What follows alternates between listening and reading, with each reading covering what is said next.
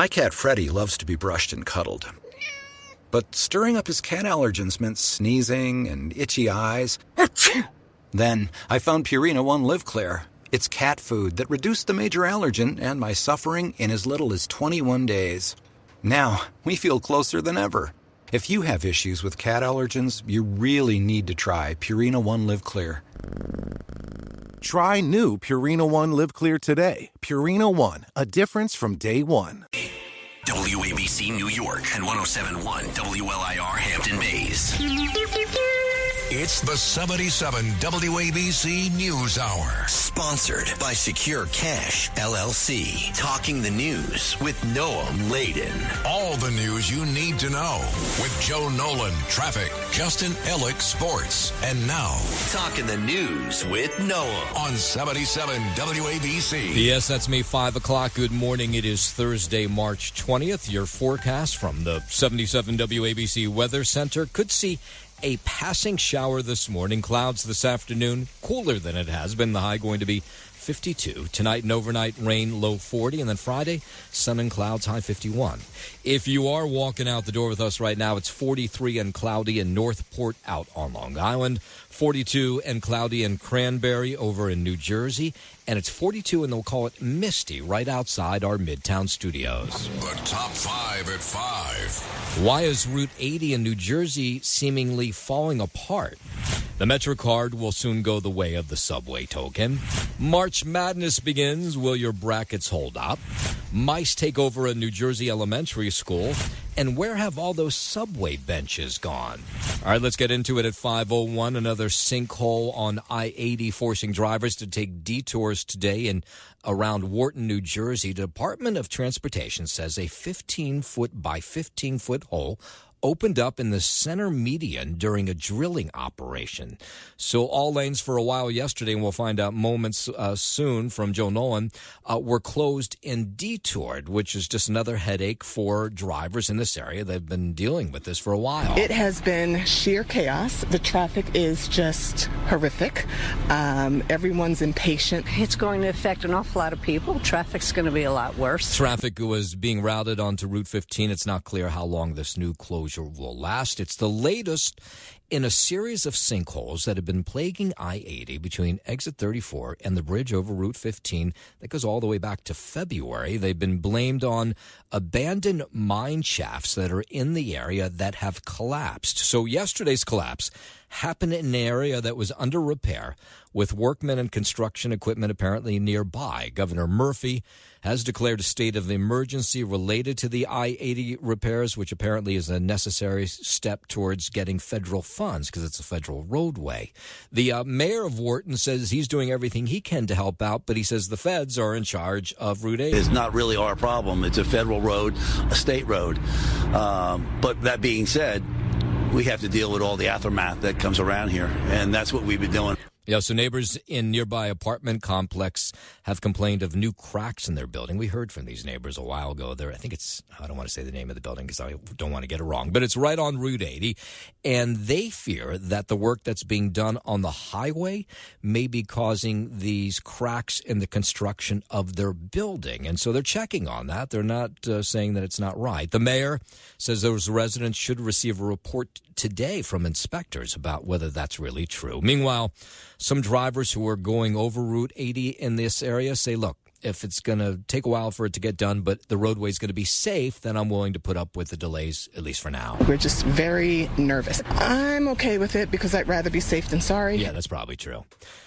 Over in nearby Patterson, police say they're searching for a killer who shot a woman yesterday, then dumped her body onto the train tracks. This happened sometime around 3 a.m. in this isolated industrial area in Patterson. The only thing I can tell you, it is an ongoing investigation. It's not the type of news that I want to wake up to, nor does anyone in Patterson. Yeah, it's Patterson's Mayor Andre Sea. Police have not yet identified the woman or come up with a theory as to why she was murdered and placed near the train tracks. Of course, it has Patterson residents a little unnerved, as you might guess. The person who did this need to be caught. This can't be going on. Yeah. Passaic County prosecutor says they want to hear from you if you saw anything strange happening in the city of Patterson over the last 24 hours. MTA says they're gathering crime data ahead of the federal government's March 31st deadline. MTA officials spoke at a City Council Transportation Committee budget hearing, saying crime data will be presented before the deadline. That information that the federal government's asking for, little secret, it's already out there in the public. So we'll put it together for them and make sure they have it in a handy way so that they can learn. The MTA doesn't seem too concerned about losing federal funding since it's calculated through a formula, but it wants to make sure that it holds on to discretionary grants. I'm Lisa Ritchie for 77 WABC News. WABC News Time 5:05. Let's go down to Washington. White House says the Trump administration's mass deportations will continue. Press Secretary Caroline Leavitt says they'll continue to comply with court orders, but claim judges are undermining the will of the American people. The judges in this country are acting erroneously. We have judges who are acting as partisan activists. A federal judge has given the administration until noon today to provide more information on the timing of deportation flights under the Alien Enemies Act that he ordered to turn on Sunday. They are trying to dictate policy from the President of the United States. They are trying to clearly slow walk this administration's agenda, and it's unacceptable. As the President said last night, we will continue to comply with these court orders. We will continue to fight these battles in courts. And while we're down in Washington, President Trump says they're very much on track on putting an end to the Ukraine and Russia war. We'll again hear from White House Press Secretary Caroline Leavitt, who says the phone call they had yesterday between Zelensky and Trump went well. Today, President Trump and Ukraine's President Vladimir Zelensky had a fantastic phone conversation. President Zelensky thanked President Trump for a productive start for the work of the Ukrainian and American teams in Jeddah on March 11th. Trump says the call focused on what the Russian President Putin and them can do together in with 30-day ceasefire if they can both get on board. The leaders agreed Ukraine and America will continue working together to bring about a real end to the war, and that lasting peace under President Trump's leadership can be achieved. The two leaders also agreed on a partial ceasefire against energy.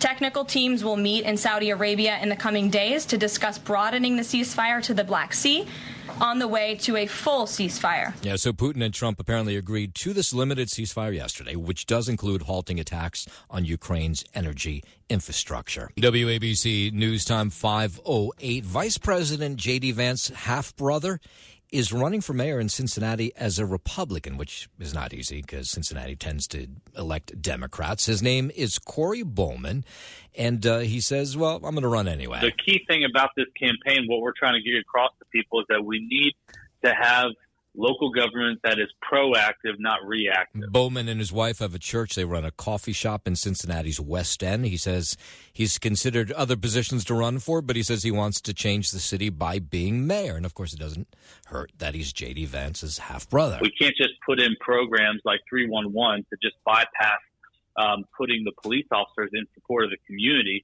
We've got to develop a culture in the city to where the police are there, like what the famous saying is, to protect and serve. Through this whole process, there's been incredible people that have come on board that, I'll be honest, throughout the next 7 months, one of our biggest goals is to be able to put strong leadership also in council and other positions. I wonder if in a place like Cincinnati it hurts or helps him to be the half-brother of J.D. Vance. Of course, Ohio easily won by the Republicans during the race for the White House, the senators, right? Senator J.D. Vance was the senator from Ohio before he became vice president, so we'll have to watch that race. Overseas, Pope Francis no longer in need of mechanical ventilation at night. The Holy See press office said in Wednesday night's update that the Pope has suspended non-invasive mechanical ventilation and also has less need of high-flow oxygen therapy. The update added that his motor and respiratory physiotherapy is continuing to make progress. Pope Francis has been in the hospital since February 14th, receiving treatment for bilateral pneumonia. I'm Lisa Taylor. We go from Rome all the way down to the Florida Keys. A brush fire sparked last week. It's grown. It's posing a continuous threat to the two roads in and out of the Florida Keys. Now, if you don't know, there are these narrow highways. Just a beautiful view as you head down there. It's 3,600 acres, and it's 20% contained. And the fire crossed Card Sound Road with the heavy winds and low humidity we had the last couple of days. That's Florida Forest Service District Manager Kevin McEwen. That wind and the humidity just makes everything even drier and the fire to move much faster than we can try to control. It was hard to even try to do anything with it the last couple of days. Late Thursday, Friday, the wind is going to pick up again. So it's going to be a challenge. Yes, so no structures are in danger right now, but it's a little intense when you're driving down these narrow highways and you see flames coming from the side of them. But so far, all okay. They're just trying to put it out. While we're in Florida, University of Southern Florida Medical School administrator out of a job today after claiming that he rebranded programs as a way to get around restrictions against DEI. Dr. Haywood Brown was an associate vice president with the University of South Florida Health when he made these comments to a conference in Virginia last month. We have a council that's dedicated to it. Isn't that slippery? Brown, a former department chair at Duke University, also took swipes at the White House, Deputy of Chief of Staff Stephen Miller, and Florida Surgeon General. A spokesman for the governor's office, for Ron DeSantis, took immediate action. Brown, they say, is no longer welcome in Florida's university system. We have not gotten around it. We just continue to do the things we need to do by calling it something different. Yeah, this all from this conference. And he's also claims to be Jewish, but we'll see. 512, Arizona death row inmate Aaron Gunches is dead. First time they've put someone to death in Arizona in a long time. He was executed Wednesday morning at a prison facility in Florence via lethal injection. Gunches was sentenced to death for kidnapping and murdering Ted Price near Mesa in 2002, just outside of Phoenix. It was the state's first execution in more than 2 years. Prior to his death sentence, Gunches advocated for his own execution, saying he wanted it to go forward so that justice may be lawfully served and the victim's family gets closure. Executions in the Grand Canyon state were put on hold during a review of the state's death penalty practices, but that came to an end in December. In Phoenix, I'm Matt Mattinson. WABC News Time 513. The family of a man who died after riding a roller coaster at Six Flags Magic Mountain is now suing the theme park. The family really wants answers. And the reason the lawsuit is here is because they didn't get those answers from Magic Mountain. So this is what the attorney you just heard there, Ari Friedman, says, is the family of this 22-year-old wants to make sure no one else is hurt by riding on the X2 roller coaster. It features a 215-foot drop. It reaches a top speed of 76 miles per hour. This lawsuit alleges the coaster suddenly, abruptly, and violently came to a halt. Hawley, the man who died, fell unconscious after getting off and was later diagnosed with a catastrophic brain injury. Now, if you're somebody who's a roller coaster rider, which I wasn't until I had kids, and then, you ride with them, you do have those moments when you're on them and you're like, wow, I feel like I'm doing damage to my body.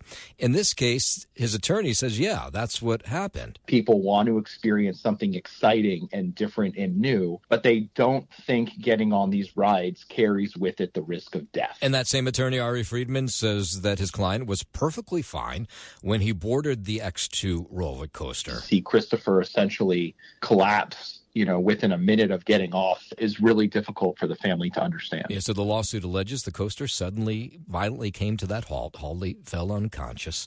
The attorney, of course, looking for a payday from this theme park. Tesla vandalism continues. Surveillance footage at a Tesla collision center this week in Las Vegas shows someone dressed in black damaging at least 5 Tesla vehicles, 2 which were set on fire. To those who might think that something like this is justifiable or potentially even admirable, we want to let you know it's a federal crime. We will come after you.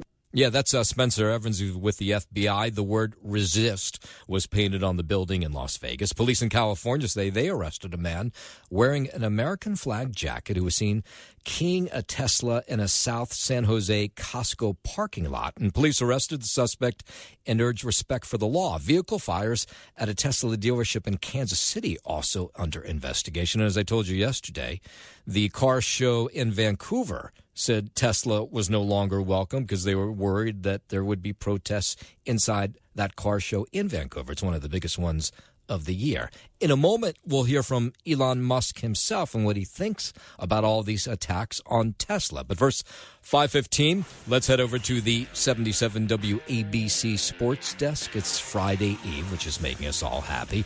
It's also the beginning of March Madness, which makes us even happier.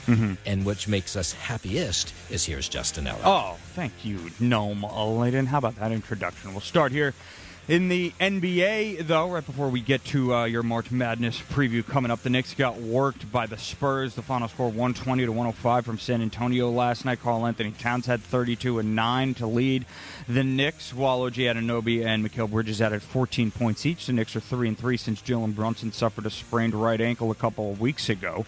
Mitchell Robinson had 13 points, 11 rebounds in his 9th game this season since returning from left ankle surgery. Robinson was 5 for 6 from the field in 17 minutes off the bench. Up next for the Knicks, they'll be in Charlotte tonight for a 7 p.m. tip-off against the Hornets. As for the Brooklyn Nets, they return to the court tonight in Portland, getting set for a 7 p.m. tip against the Pacers. Last night to the NCAA men's basketball tournament, you had your final first four play-in games. The final for the 11 seed in the Midwest region saw Xavier beat Texas 86-80 after Mount St. Mary's went over American University 83-72 to assume the 16 seed in the East region. And here we go today. Nome led in a full slate of college basketball action, the round of 64 in the NCAA tournament. 12-15, we get going with 9-seed Creighton against 8-seed Louisville. Louisville 2.5-point favorites there. Who'd you pick in that one? I'm picking Louisville in that one. Hold on a second. Let me just write that down. Okay. Yeah, you got it. Okay, go ahead. I'm not going to pick anybody in the Big East except for St. John, so that eliminates Creighton there. Oh, okay. 2 p.m., you get SIU Edwardsville. They're a 16 seed, so that's probably why you've never heard of them before, but they're going up against 1 seed Houston. Houston in that one, 28.5-point favorites. You got to take Houston there. 2:50 p.m. Auburn 32.5-point favorites. They're the 1 seed in the South region. They're going against 16 seed Alabama State. And then, of course, the big one tonight.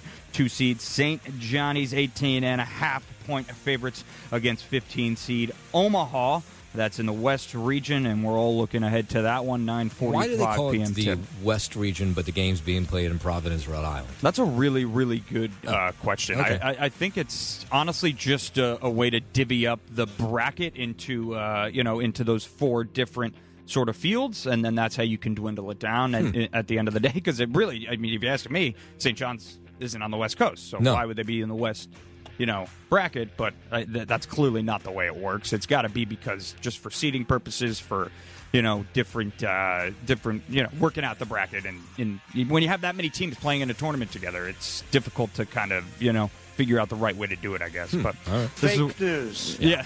Sounds like it, yeah. Indeed. And then quickly here, the NHL tonight, you get a triple header. Nome, 7 p.m. Flames are at the Devils. Also at 7, the Rangers will welcome in the Maple Leafs. And at 7:30, the Islanders, they'll host the Montreal Canadiens. That is your sports. I'm Justin Ellick on 77 WABC. Hey, business owners, make your cash secure again with Secure Cash LLC. Transporting your business's cash safely in armored trucks. SecureCashLLC.com. WABC News Time 5:20. So Elon Musk says he's shocked at what he calls the level of hatred coming from the American left being taken out on his Tesla dealerships and on Tesla cars. There's been a whole bunch of incidents across the country. In fact, somebody in my garage has one of those, what do they call the big Tesla cars, the ugly ones? Anyway, he says he won't park it on the street anywhere anymore because he's worried that somebody might, do something to the car. And Elon Musk, as he's right, he says it's crazy that people are vandalizing cars because they're upset with him. I always thought the left, or Democrats were supposed to be the party of empathy, the party of caring. Musk addressing the fire bombings that are happening at the Tesla dealerships across the country. He says his company, Tesla, is a peaceful company that has never done anything wrong. So he says he thinks there's some sort of mental illness happening here. Tesla is a peaceful company. We've never done anything harmful. I've never done anything harmful. I've only done productive things. So I think we just have a deranged... there's some kind of mental illness thing going on here, because this doesn't make any sense. Yeah, I think, what are you doing attacking a car? It's one thing to protest outside the dealership. Go for it if you want. I point this out again because it does make sense on one small level. Not attacking Teslas, by the way, but protesting is people who buy electric cars tend to be on the left, right? So they're not happy with Elon Musk. It's really come as quite a shock to me that there's this level of really hatred and violence from the left. FBI's Joint Terrorism Task Force investigating the latest attack, which was in Vegas, where they actually fired bullets through a number of cars. 522, a Republican senator says her fellow GOP colleagues are worried to speak out against the White House and Elon Musk because they fear they will be taken down. Alaska lawmaker Lisa Murkowski told reporters that Republican senators are afraid of the attacks she and others who have spoken in opposition to Trump have faced. She said that's why you've got everybody just zip-lipped, not saying a word because they're afraid they're going to be taken down. They're going to be primaried. They're going to be given names in the media.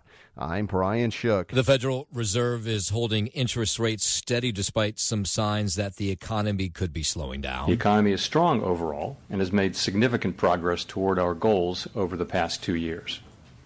Labor market conditions are solid, and inflation has moved closer to our 2% longer-run goal. That's Fed Chair Jerome Powell, who says the Federal Reserve focusing on achieving what he calls maximum employment and stable prices. The decision in line with the market expectations is the second time the Fed has paused rate cuts since January. This after the central bank cut rates 3 times at the end of 2024 due to weakening employment data and some cooling of prices. Recent indications, however, point to a moderation in consumer spending following the rapid growth seen over the second half of 2024. Surveys of households and businesses point to heightened uncertainty about the economic outlook. Now, the markets, which have really not much like much over the last 8 or 10 weeks, thought this decision was good and reacted positively yesterday.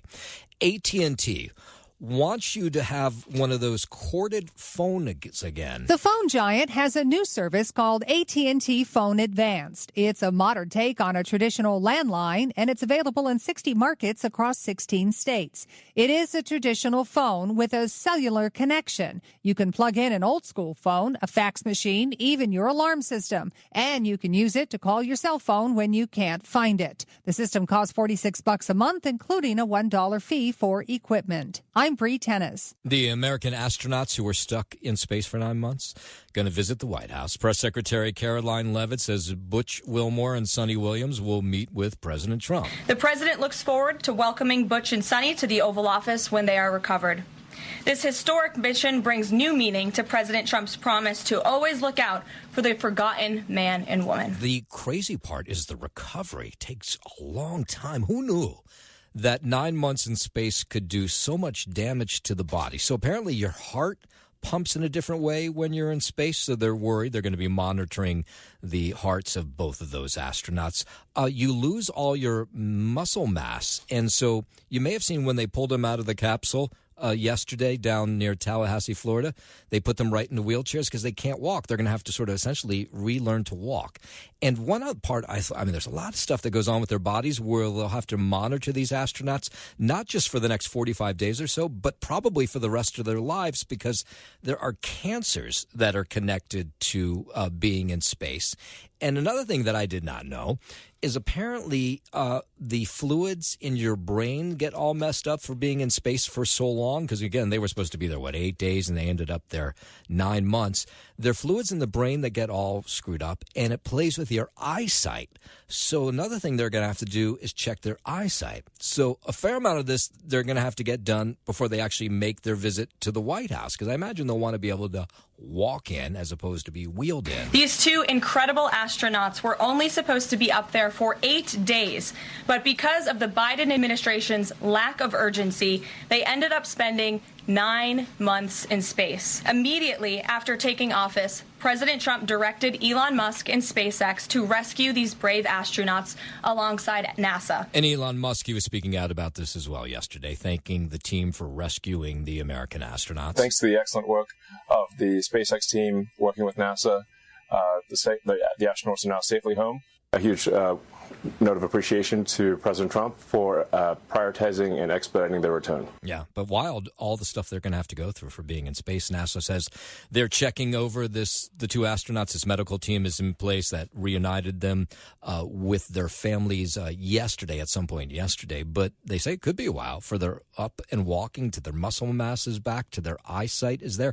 They say even the sense of smell is going to be incredibly overwhelming. And they say it's sort of like once in a while, sometimes you go to the doctor and you say, can you clean out the wax in my ears? And it comes out, all that guck.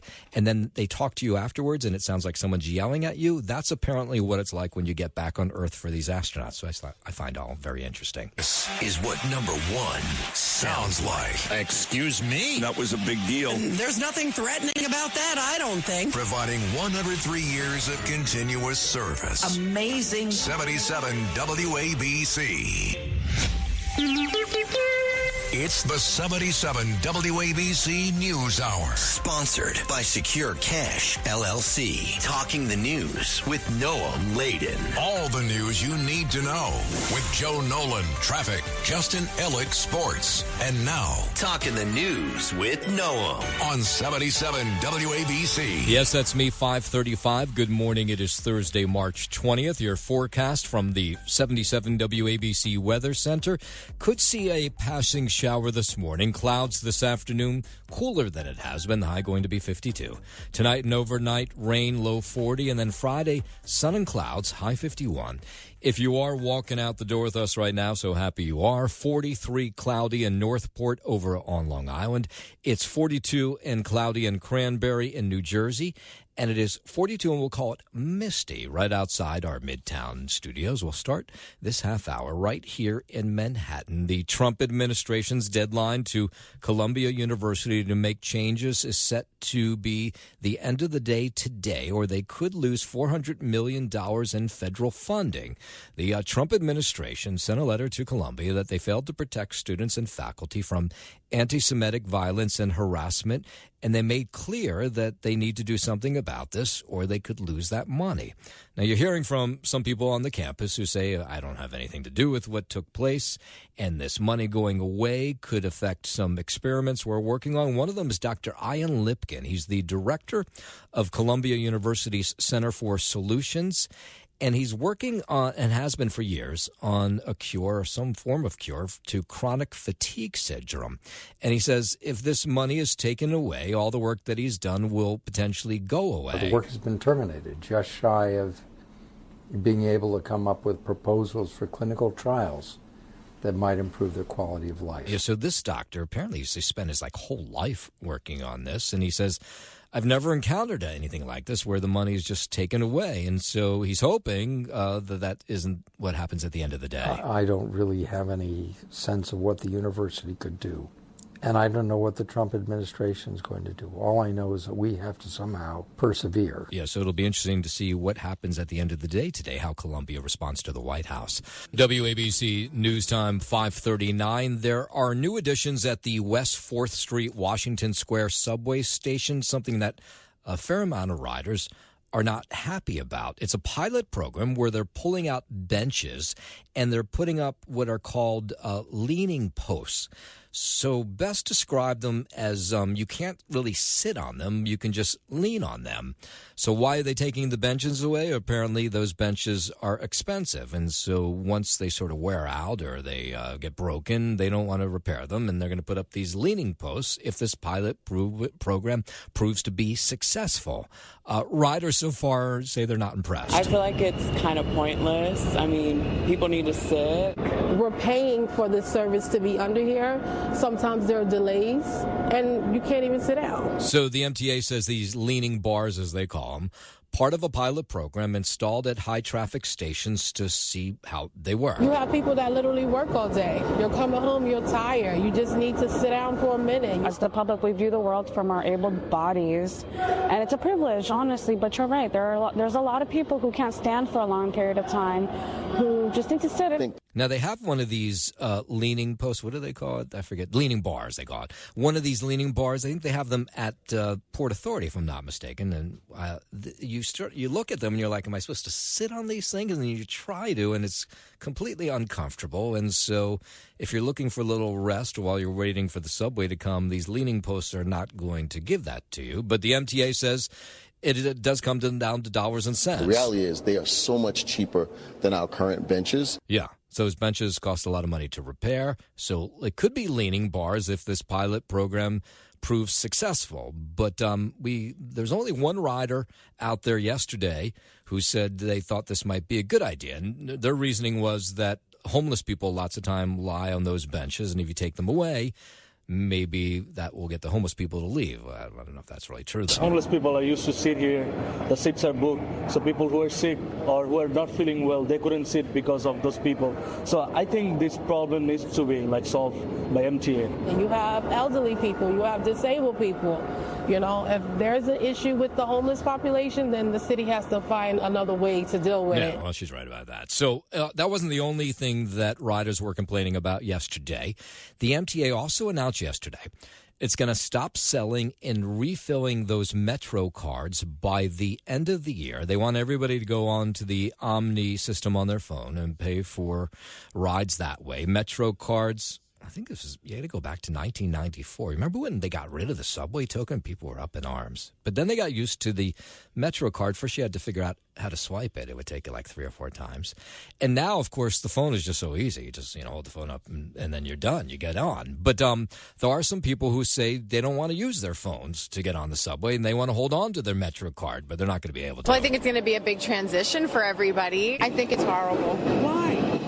Well, some of us don't want to use our phones to get on the train. We just want to buy a Metro card. Yeah, so this is all another dollar and cents thing. MTA officials previously said they planned to say goodbye to Metro cards back in 2027, but they pushed up the date to the end of this year. So at the end of this year, you'll no longer be able to sell and refill and use those Metro cards. Let's see what they have to say. You have the same So this is people from the MTA. You have the same functionality that you had in a Metro card, you have in an Omni card. There were a number of people who had the same challenge, concerns when we went from the token to the Metro card. Yes, so here's the interesting part. 70% of bus and subway riders use the Omni system. That means 30% do not. Are they jumping the turnstile, or are they still using that old-fashioned Metro card? And some people say they collect these Metro cards. You have those special edition Metro cards that have come out for years. I don't even know if they're worth anything. But you have people who are upset about that because they like their Metro card collection. I've been collecting them since I was in middle school. It's going to be sad, though. I mean, I'm used to this guy. Well, collecting them as you're in middle school. And my guess is they're not going to be worth anything, but maybe I'm wrong. Meanwhile, the MTA is gathering crime data ahead of the federal government's March 31st deadline. MTA officials speaking at a City Council Transportation Committee budget hearing yesterday, saying crime data will be presented before the deadline. If you haven't been following the story, the White House threatening to take away funding from the MTA if they don't give them the crime numbers and how many people are jumping the turnstile every day. That information that the federal government's asking for, little secret, it's already out there in the public. So we'll put it together for them and make sure they have it in a handy way so that they can learn. Yeah, so you can hear from the MTA they're not so concerned about losing federal funding because they say that it's a calculated formula.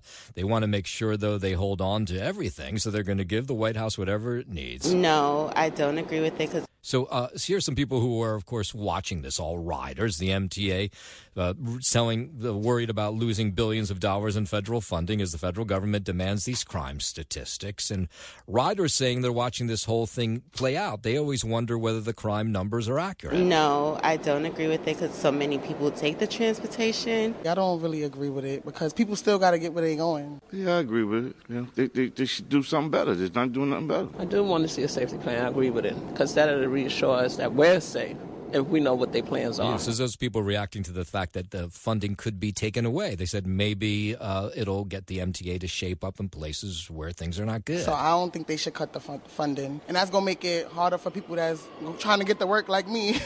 I think it's done for other purposes. I don't think they're doing it for safety. I think they want their agenda passed. I mean, it is kind of a tough position to take, but I understand why they probably will want to do it. Hell yeah, it's time. It's time. We're paying way too much money for this. So now they have that March 31st deadline. 5:45, let's head over to the 77 WABC Sports Desk, and here's Justin Ellick. Thank you, Noam Layden. Start here in the NBA. The Knicks got worked by the Spurs. The final score 120-105 from San Antonio last night.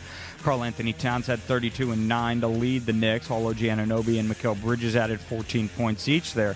3-3 since Jalen Brunson suffered a sprained right ankle a couple of weeks ago. Mitchell Robinson had 13 points and 11 rebounds in his 9th game this season since returning from left ankle surgery. Robinson was 5 for 6 from the field in 17 minutes off the bench. Up next for the Knicks, your 3 seed in the East right now. They'll be in Charlotte tonight for a 7 p.m. tip-off against the Hornets. And that's for the Brooklyn Nets. They return to the court tonight in Portland, getting set for a 7 p.m. tip against the Pacers. You had your 2 final first 4 play-in games last night for the NCAA Men's College Basketball Tournament. The final for the 11 seed in the Midwest region saw Xavier go over Texas 86-80 right after Mount St. Mary's beat American University 83-72 to assume the 16 seed in the East region. And today we do get underway with round 1 action, the madness officially beginning at 12:15. 9 seed Creighton going against 8 seed Louisville will kick things off. Louisville, they're 2.5-point favorites before a couple of 1 seeds go at it in the 2 p.m. hour. Houston, a 1 seed in the Midwest region. They will battle SIU Edwardsville, the 16th seed. That's at 2 p.m. Houston, they're 28.5-point favorites. And at 2:50, you'll see number 1 seed Auburn in the South region, 32.5-point favorites against 16 seed Alabama State. Before the big blockbuster tonight locally, we get 2 seeds St. John's going against 15 seed Omaha, 9:45 p.m. tip. That's in the West region. Go Johnnies. Who do you have in your brackets? Who do you have winning the whole thing? In the whole thing? Yeah. I actually haven't really finished my bracket yet. I'm like halfway through it. You better get so it done. I got to finish it by noon. Yeah, you got some time. I got some time. Well, what are you thinking? Who am I thinking? I mean, Houston's the number 1 overall 1 seed. They're the best team in the tournament. So, I think it's a toss-up between them and Auburn, but we shall see. I mean, I'm taking St. John's going to the Final Four, though. Why not? That's fun. Okay. What do you can't have it all 1 seeds in the all 1 and 2 seeds in the Final Four. I just don't think it'll be St. John's. That's no fun. Why not? I don't think they're that good. Well, you got to give me a reason. You can't just say, "Oh, they're not that good." That's all I got to say. That's like Peter King saying Ukraine is winning the war. Justin, you're showing your ignorance right now. Thank you, Noam. And on that note, take it away. All right. WABC News Time 5:50. Rikers Island is not on track to close on time for its 2027 deadline. According to the Independent Rikers Commission, the city is nowhere near closing the jail complex and suggested the city start speeding up the process to build jails in the outer boroughs. Experts and policymakers, along with advocates, suggest the city hire 1 person to be in charge of closing Rikers and another to get ready to transition to borough-based facilities. City Council Speaker Adrian Adams commissioned the report, saying the city's mayoral administration must be willing to take concrete action steps and dedicate the resources required to implement the plan. At least 61 people incarcerated at Rikers Island have died since 2020.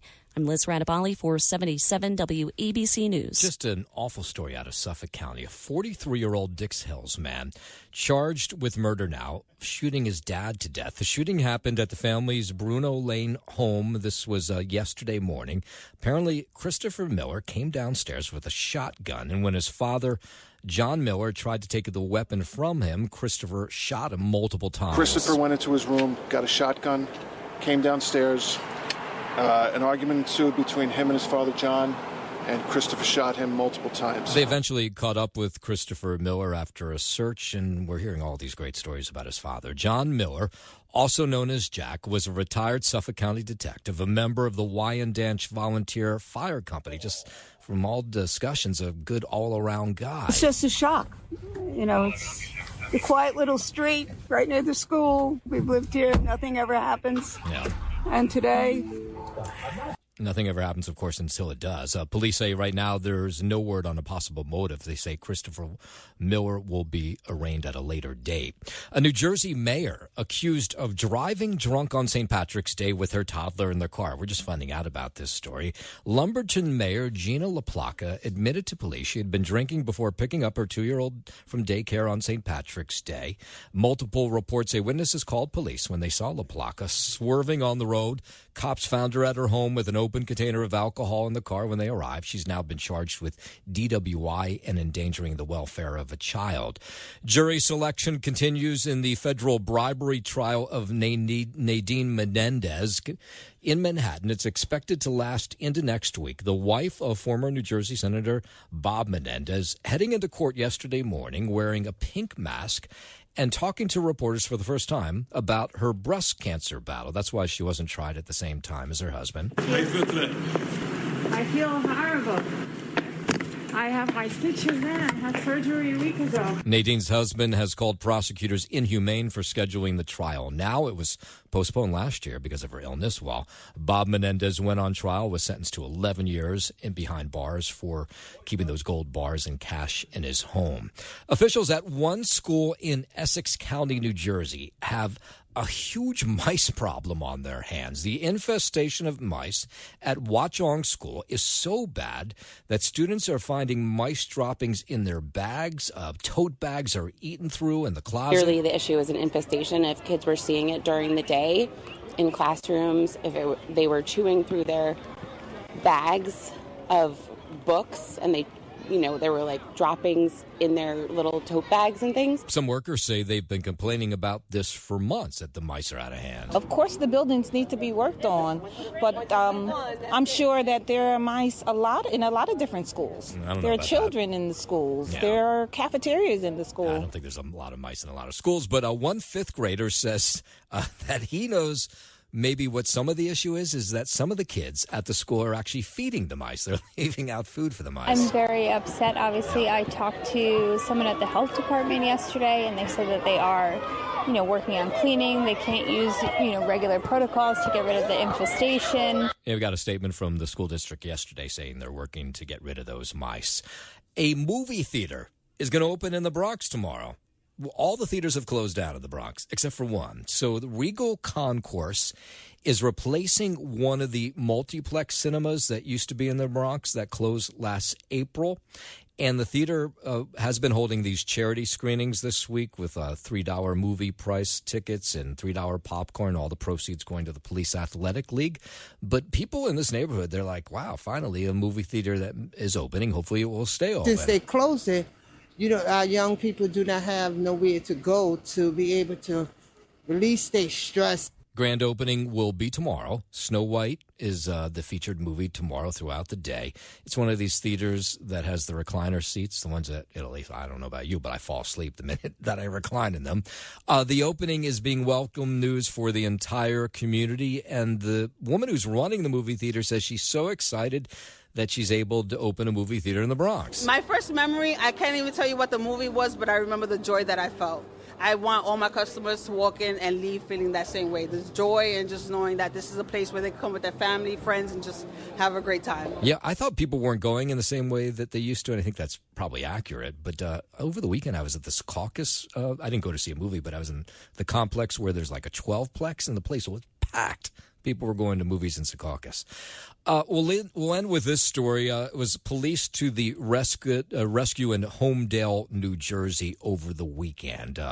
Police officer Richard Brendan Bernard and officer Richard Enzariello were told that a woman was going into labor in her home, and there was no way she was going to make it into the hospital in time, so they raced over to help her give birth. Honestly, it just happened so fast. From, like I said, my first contraction was at 5:47. She was born at 6:16, so there wasn't much time to think or worry or do much. By the time I got down the stairs, she was out in a few minutes. Yeah, you realize what these police officers are trained to do, so many things, and one of them is, to deliver children, because it happens every once in a while. So these two officers show up at the house. The mom's like, baby's coming out. They jump into action, and together they help deliver this beautiful baby girl. And the officer, Brendan Bernard, said, I think it was the first time for him. Once that first, scream and cry came out, there was like the weight off the shoulders there. And that's when I really felt, the beauty of it all just sink in. Yeah, nice job done by Officer Bernard and Officer Enzariello out of the Homedale Police Department. Greg Kelly here with an urgent retirement warning. President Trump's return is set to usher in a new golden age. But growing trade tensions and China's ruthless attack on the dollar have rattled the markets. That's why Warren Buffett just dumped $133 billion in stocks. And so too have Jeff Bezos, Larry Page, and even Jamie Dimon, CEO of the world's largest bank. That's why thousands of informed IRA and 401k savers are now shielding their savings with gold. And the experts at Colonial Metals Group are the only folks I trust to help you to do the exact same thing, especially now after Rich Dad Poor Dad author Robert Kiyosaki warned of a coming market crash. So visit freegoldguide.com/Kelly or call 800-655-5186. You'll get a free gold guide on how to bulletproof your wealth with gold tax-free. Plus, see if you qualify for a free home safe and as much as $7,500 in free silver. Once again, that's freegoldguide.com/Kelly.